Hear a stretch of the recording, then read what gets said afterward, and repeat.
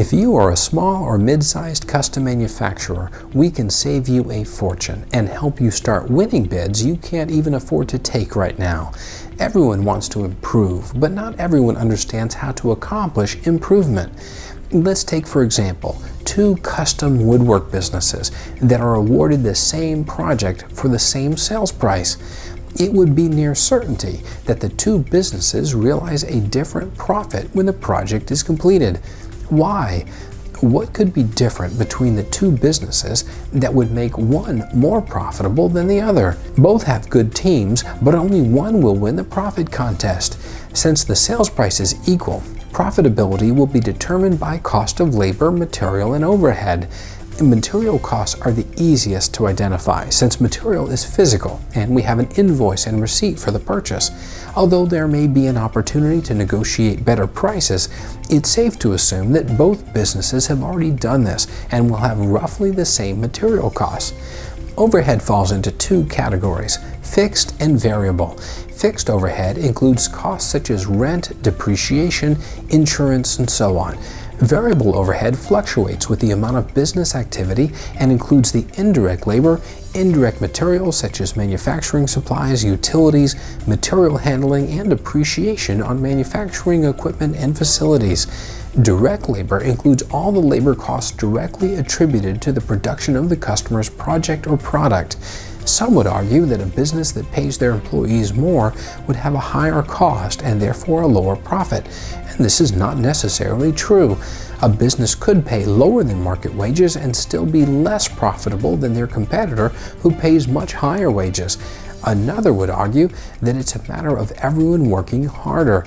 The harder we work, the better we will do.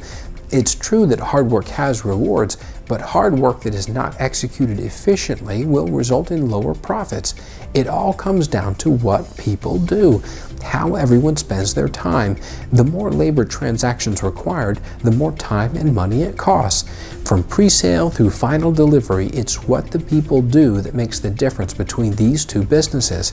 Every customer contact and every production step will impact the bottom line. Labor is invisible. Everyone looks busy and it appears that they are all working hard, but are they working smart? It's the job of management to identify bottlenecks and inefficiencies and implement process improvements. How does management evaluate what people do and implement initiatives for improvement? Here are the 5 steps to move you toward improved profitability. First, measure. The first step is to make a commitment to measuring what is going on in the business. How often has Peter Drucker been quoted, "If you can't measure it, you can't improve it"? When it comes to evaluating labor utilization, measurements are necessary because they are objective and not an opinion.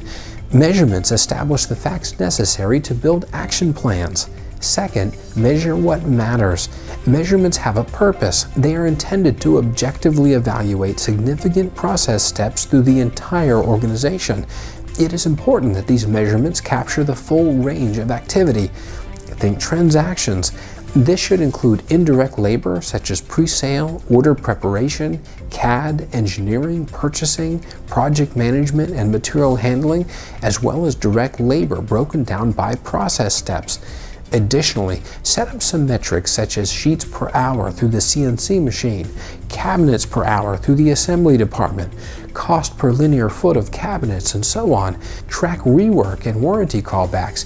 Be careful to avoid tracking too much detail.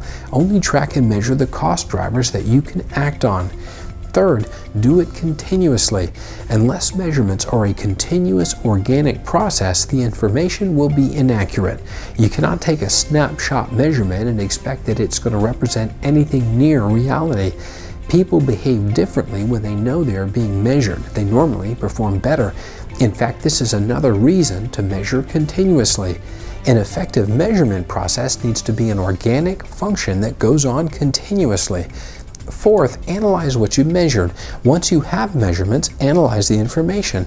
You will need the right tools that will reveal labor cost and metrics broken down by the process level so that you'll be able to identify areas of interest.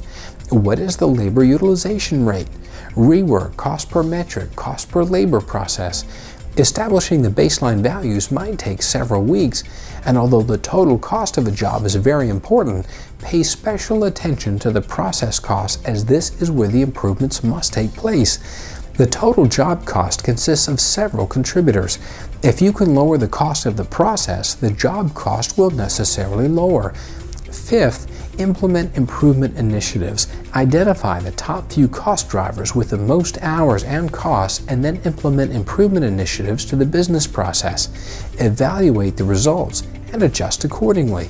Once implemented, you will have a continuous improvement process of measurement, analysis, and action. A well-managed business is more likely to attract and retain quality employees who perform efficiently. Tractivity provides companies with software to manage production, productivity, and job costs. We would be happy to evaluate your situation to determine if your business could benefit from our solution. Then we can show you how to implement these steps and begin your own continuous improvement process. Click below to get more information or a quote.